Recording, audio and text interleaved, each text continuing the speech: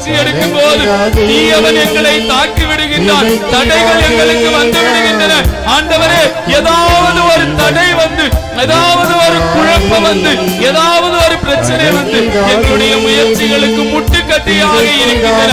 ஆண்டவரே, எங்களால் எதையும் செய்ய முடியவில்லை. இஸ்ரவேல் மக்கள் வாழ்வழிக்கின்ற நாட்டிற்கு கடந்து செல்லுகின்ற பொழுது தடையாக வந்த எரிகோ மதிலை எக்கால சத்தத்தால் உடைத்தறிந்தவரே, ஆண்டவரே, எங்களுடைய வாழ்விலே நாங்கள் வளர்ச்சியின் பாதையை நோக்கி செல்லுகின்ற பொழுது வருகின்ற எல்லா தடைகளை உடைத்து போடும் ஆண்டவரே.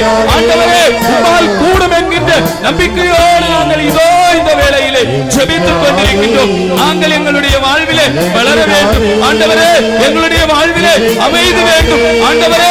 எங்களுடைய வாழ்விலே ஒற்றுமை வேண்டும். எங்களுடைய குடும்பங்களிலே அன்பு, சமாதானம், மகிழ்ச்சி நிலவ வேண்டும் ஆண்டவரே. தடைகள் எல்லாவற்றையும் மாற்றி போடும் ஆண்டவரே.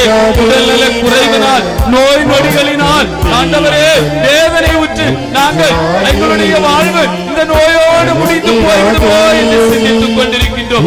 எத்தனையோ மருத்துவர்களை பார்த்து விட்டோம், எவ்வளவோ மருந்துகள் வாங்கிவிட்டோம். இந்த மருத்துவர் தான் சிறந்தவர், இந்த மருத்துவமனை தான் சிறந்தது என்று பலரும் சொன்னார்கள்.